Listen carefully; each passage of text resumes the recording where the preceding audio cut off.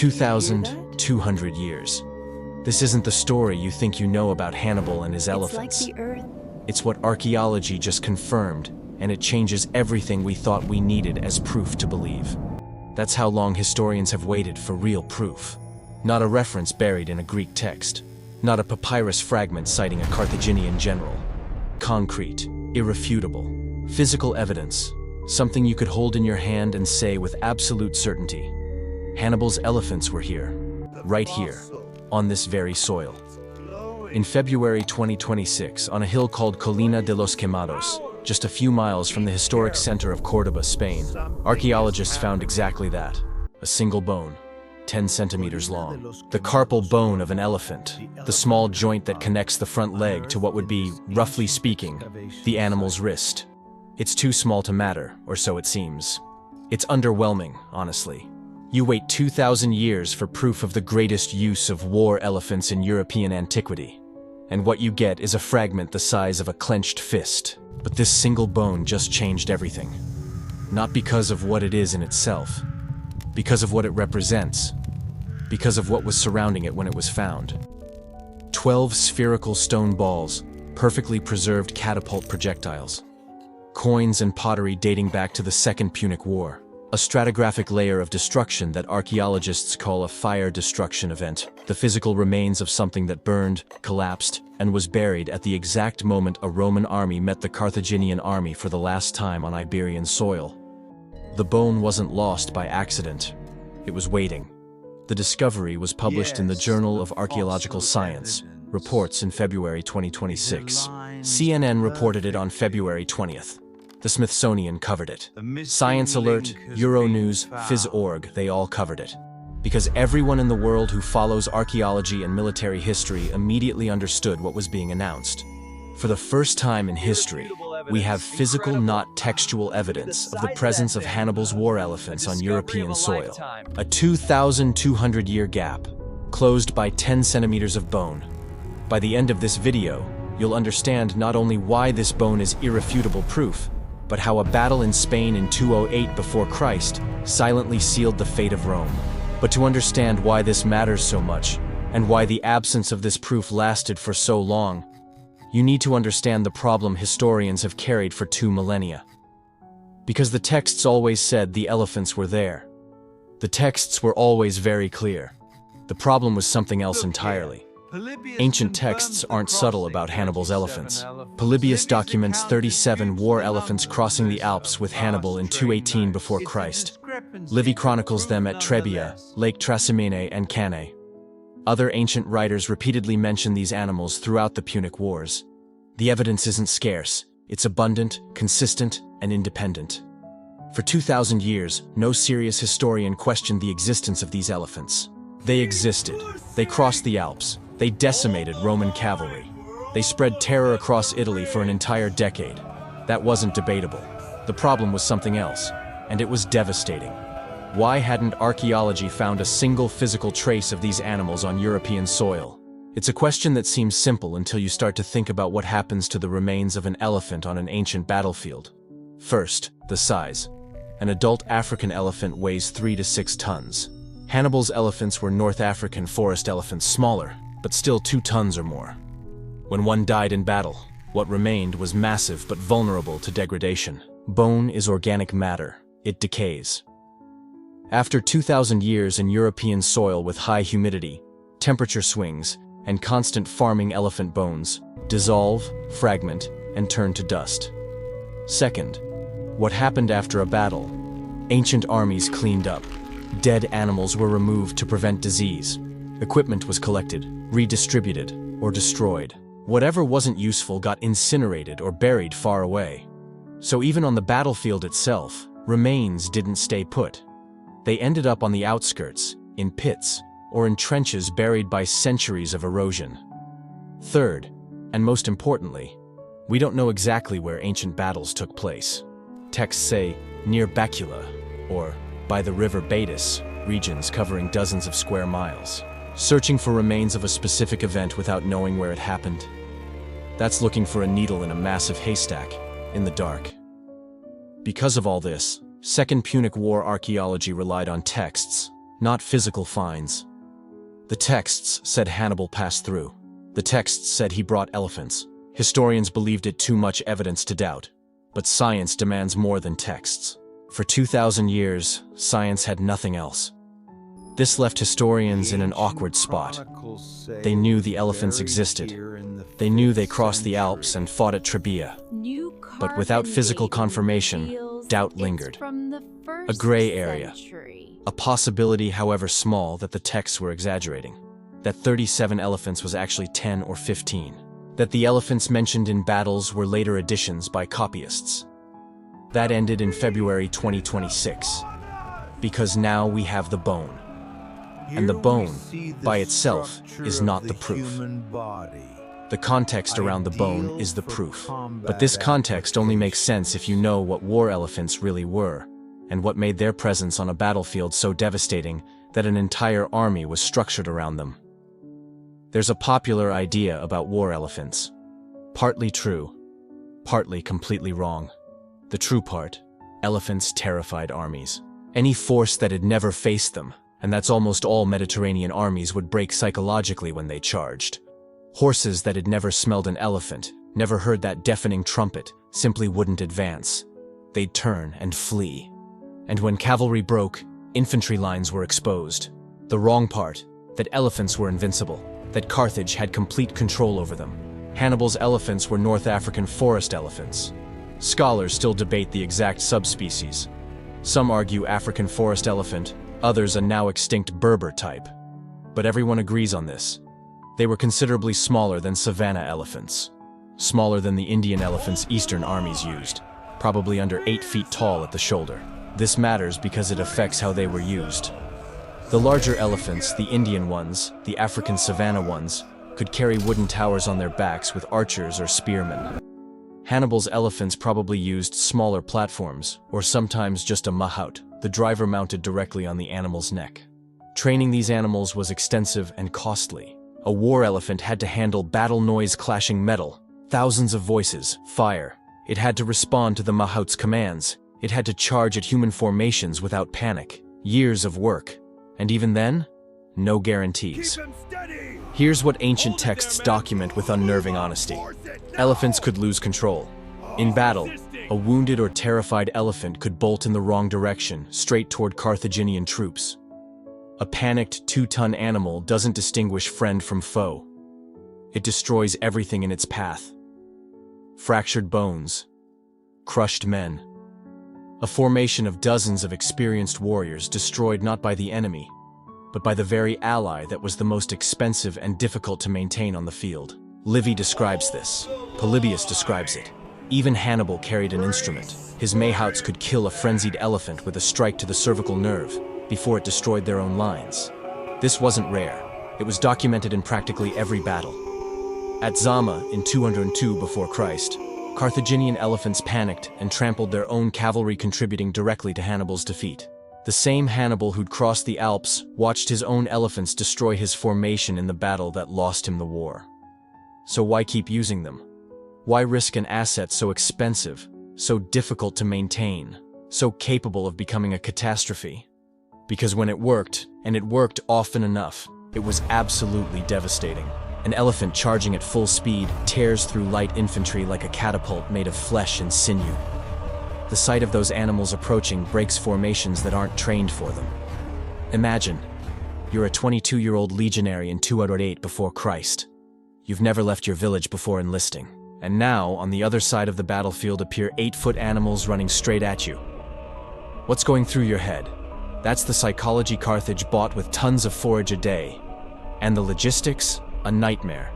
A single elephant eats about 150 kilos of vegetation daily. For 37 elephants, that's over 5 tons a day just to keep them functioning. In a campaign lasting decades, crossing the Alps, marching through Italy, fighting in Spain, the cost was colossal. But Carthage paid it because the results justified it. When things went well. In 208 before Christ, in Spain, some animals reached the Colina de los Quemados. One never left. Here's the question. You're the Carthaginian commander responsible for these elephants. You know the terrifying cost. You know they could go into a frenzy and destroy your own line. Would you still use them? That was Hasdrubal Barca's calculation in 208 before Christ. What happened on that hill cannot be understood without understanding the state of the war at the time they arrived. And the state of the war in 208 before Christ was very different from what it was in 218 before Christ, when it all began. In 218 before Christ, Hannibal crossed the Alps with about 59,000 men and 37 war elephants, one of history's boldest military moves. Crossing the Alps in autumn through snow and ice cost him maybe half his army before he'd even fought. The elephants suffered most. Cold, altitude, scarce forage conditions they weren't biologically prepared for. By the time he reached northern Italy, most of the elephants were dead, but the initial results were spectacular. At Trebia in December 218 before Christ, he destroyed a Roman army. At Lake Trasimene in 217 before Christ, he killed a consul and destroyed another in an ambush still studied as perfect tactical positioning. And at Cannae in August 216 before Christ, he executed one of history's greatest tactical encirclements, surrounding and destroying 86,000 men, possibly killing 47,000 in a single day. Military academies still study Cannae as the definitive double envelopment. Rome was collapsing. Italian allies defected to Carthage. It was the darkest moment of the Republic. But Rome didn't surrender. Instead of negotiating, Rome recruited. Instead of surrendering, it changed strategy. Dictator Fabius Maximus Cunctator. The delayer proposed something radical. Avoid pitched battles, cut supply lines, and slowly wear Hannibal down. Deny him the decisive battle he needed. It worked. By 208 before Christ, everything had changed. Hannibal still won occasional battles, but couldn't destroy Rome in the open field. His army had shrunk. His allies were under constant pressure. And critically, he depended on Spain to survive. Spain was the Carthaginian resource base. Silver to pay mercenaries. Recruitment Iberian tribes were excellent soldiers. And it was the path for reinforcements to Hannibal. If Rome cut Spain off from Carthage, Hannibal was isolated. No reinforcements, no money, no future. This was Publius Cornelius Scipio's calculation. A young 25-year-old who in 210 before Christ volunteered to command Roman forces in Hispania. In 209 before Christ, Scipio captured Carthago Nova, modern Cartagena, the main Carthaginian supply base, in a surprise attack that shocked the Mediterranean. Now, in 208 before Christ, he was marching toward the army of Hannibal's brother. Hasdrubal Barca, Hannibal's younger brother and a skilled general, was entrenched near Baecula, near modern-day Bailen. He had veteran soldiers, he had elephants, and he thought the terrain gave him advantage enough to defend and wait for a better moment. Scipio was about to prove him wrong, and the proof he used was so elegant, so devastating, that it is still studied today. Hasdrubal chose well. The camp was on an elevated platform, an earthen plateau with steep slopes on three sides and a rear for retreat. In front, a scarp sloped down to a stream protecting the direct approach. Attacking head-on meant pushing infantry uphill against archers and prepared troops at the top. A slaughter. Any competent general could defend it indefinitely. Scipio didn't attack head-on. The maneuver was a fixing attack with an envelopment, one of the most dangerous and effective attacks if done right. Scipio divided his army into three. The central division attacked the frontal escarpment not to win, but to fix Hasdrubal's attention and force him to commit reserves. Meanwhile, the flanking divisions marched around the sides, found better terrain, and arrived from the rear. When Hasdrubal realized he was flanked, it was too late. What followed wasn't a battle. It was a chaotic retreat that saved part of his army, but destroyed his power base in Iberia. He saved a significant portion of his men, his treasure chests, and crucially, some of his elephants. He escaped north to cross the Alps and reinforce Hannibal in Italy. That journey ended in his death in 207 before Christ at the Battle of the Metaurus. But in 208 before Christ, no one knew that. What he left behind was devastating. He left part of his army, supplies, equipment, and on the Colina de los Quemados, physical evidence of violence that archaeologists would only confirm centuries later. Here's what texts about Baecula never describe in detail. Catapults.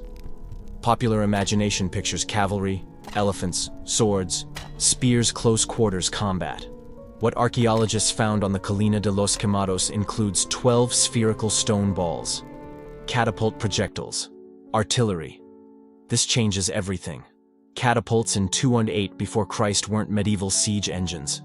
They were torsion devices, onagers, ballistae that launched stones of 3 to 10 kilos over 300 meters. On open battlefields, they broke formations, destroyed clustered cavalry, and hit elevated positions with indirect fire.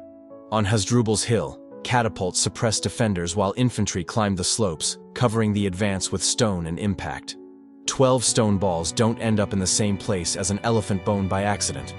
They're there because there was real combat. Intense enough to leave behind the destruction layer, archaeologists identified ash, charred remains, and burned material that signals structures collapsing at a specific moment. Think about that. You have an elephant that died there, or was too badly wounded to escape in the retreat. You have 12 catapult projectiles fired at that location, a destruction layer showing structures were set on fire, and coins and pottery that independently date all this to the Second Punic War period. This isn't an isolated bone. It's an interconnected physical record of a battle. To understand how archaeologists pieced it together, how a 10-centimeter bone became irrefutable proof, you need to understand what happened on the Colina de los Quemados starting in 2020. Radiocarbon dating, morphological analysis, stratigraphy. I know, you came for war elephants and battle, not archaeological methodology. But it's exactly this methodology that transforms a bone from a curiosity into irrefutable proof. 2 minutes to understand why. Excavations at the Colina started in 2020, not 2026. For years, work progressed with meticulous slowness, centimeter by centimeter, layer by layer. Every find documented, photographed, catalogued before removal. Modern archaeology isn't adventurers sweeping sand. It's forensic science applied to the past, where methodology matters as much as the finds. Stratigraphic archaeology, excavating layer by layer, recording exact positions, is fundamental. An object's position matters as much as the object itself. A pottery fragment deeper down is older. A coin with charcoal can be radiocarbon dated even if the coin itself can't. Context is everything. What archaeologists found was a destruction layer, a specific soil horizon with destruction event characteristics. Charcoal, ash, carbonized materials, collapsed objects on the same level. Something specific: fire, battle. Sacking caused rapid destruction at that moment. Not gradual erosion, not slow abandonment, violent and sudden. In this destruction layer, the 12 stone balls, coins from the Second Punic War period, pottery consistent with Iberian and Carthaginian production, and in that exact same layer, the bone. When archaeologists found it, the immediate question was, what animal? It seems obvious, but it's not trivial. An elephant's carpus, the wrist joint, is morphologically distinct from a horse, ox, or any large draft animal. Carpal bone shapes vary between species. Zoo archaeologists can confidently identify them. An elephant bone has characteristic density and structure, dimensions that don't match any other animal crossing southern Spain in a military context during the 3rd century before Christ. The morphological analysis confirmed it. Elephant. Not a horse, not an ox. An African forest elephant. Next was radiocarbon dating. Carbon-14 is present in all living organisms. After death, it decays at a constant, known rate. By measuring remaining C14, labs can calculate when death occurred, with a margin of error of a few decades, sometimes less. The bone from the Colina dated to early 4th to late 3rd century before Christ. The Battle of Bacula? 208 before Christ. Well, within this window. And here's why this evidence is irrefutable. For the bone to be a false positive unrelated to Bacula, you'd need an elephant dying randomly on this hill, within the radiocarbon window of 208 before Christ, in the exact same stratigraphic layer as 12 catapult projectiles, Second Punic War coins, and a fire destruction layer. And for it to have nothing to do with the most important battle in that region during that period. That level of coincidence doesn't exist. Publication in the Journal of Archaeological Science. Reports came with peer-review independent experts examining methodology and data before approval. A claim this big can't rest on just the excavator's word. It had to pass through scrutiny from experts actively trying to find flaws. They found none. What was published in February 2026 is a claim approved through the most rigorous process academia has. Not speculation. Not an enthusiastic hypothesis. Solidified evidence.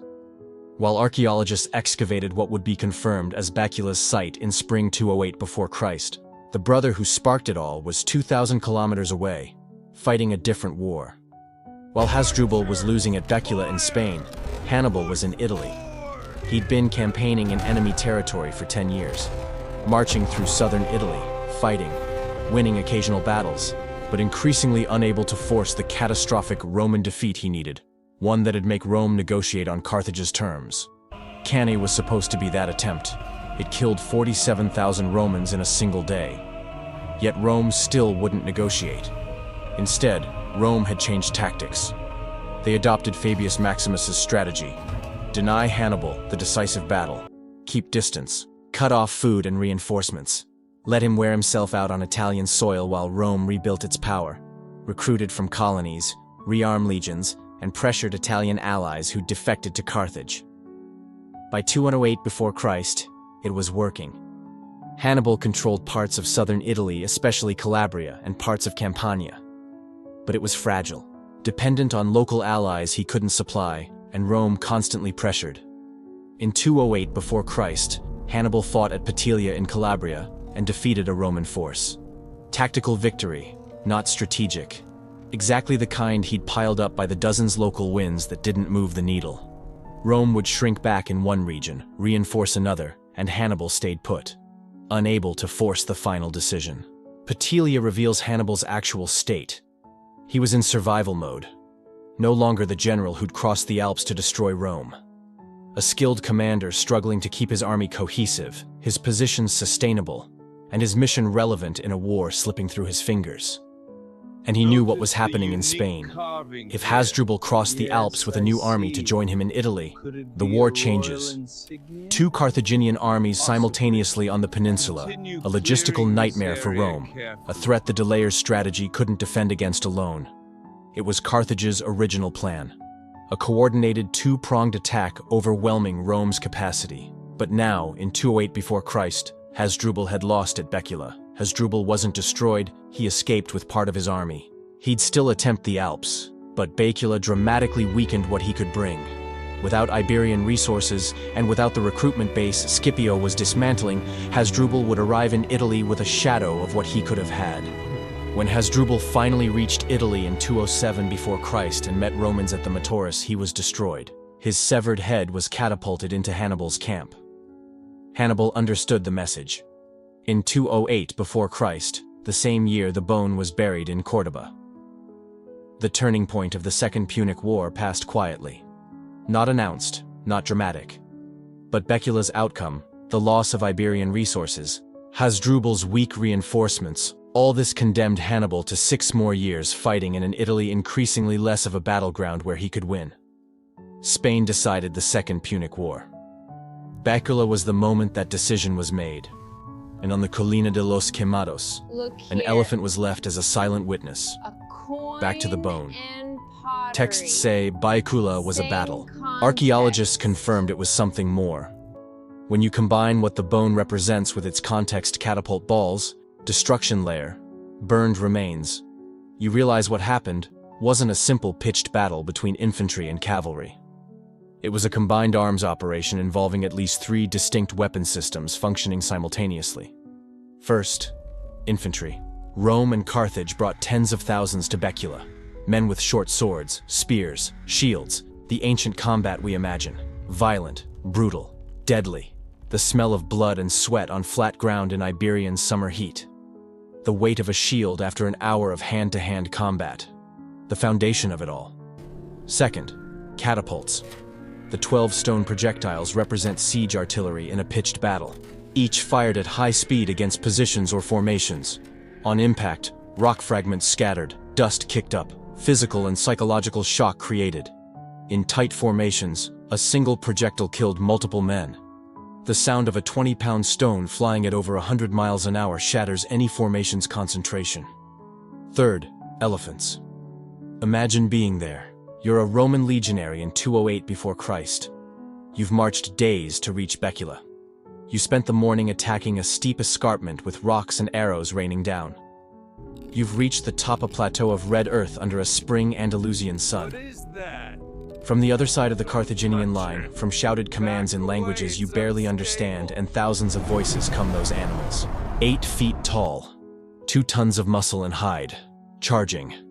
An elephant's trumpet, the sound when angry or afraid, carries for miles. A sound no European had ever heard.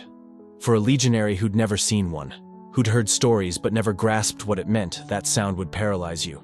Not metaphorically, literally. Unexpected loud noises trigger a freeze response before fight or flight.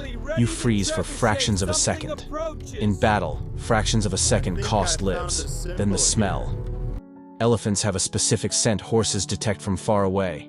Horses that have never been exposed to elephants panic at this smell, a pure olfactory fear response. Scipio's cavalry had to be positioned carefully so horses wouldn't end up downwind. Put all this in one space.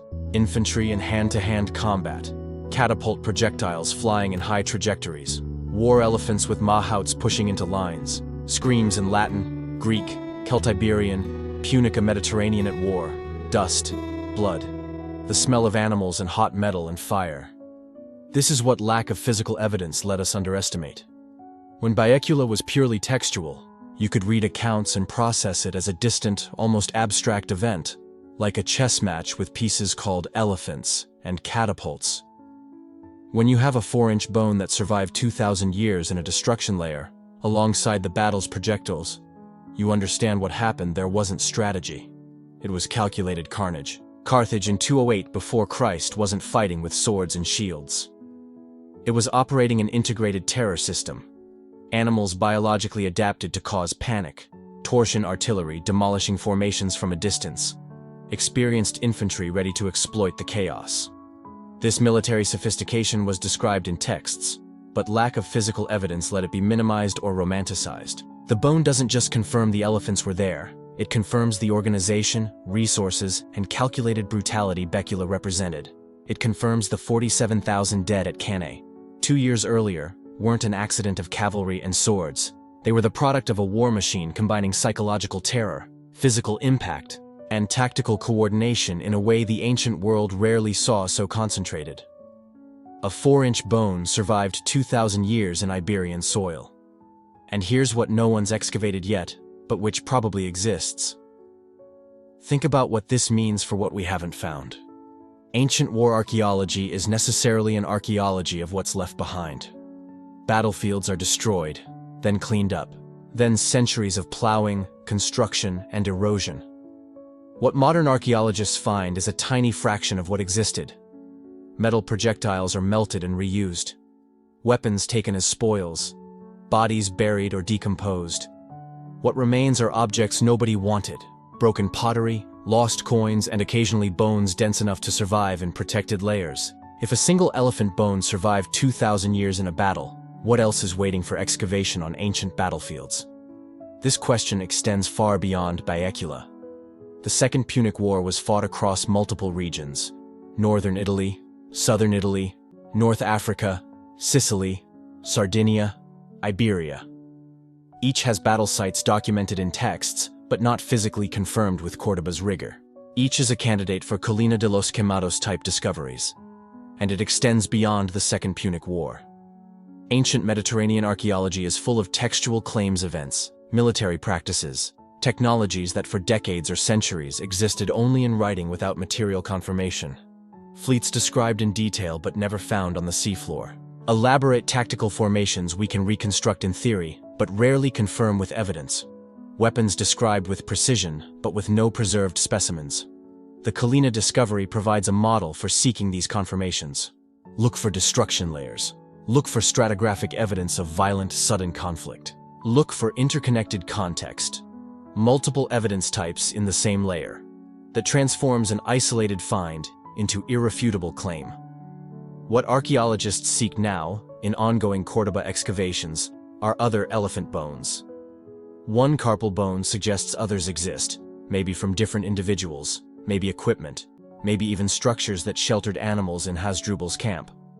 Beyond bones, The broader camp context could reveal how Carthaginian operations were organized on a scale texts suggest but never detail. There's also a broader lesson for historiography.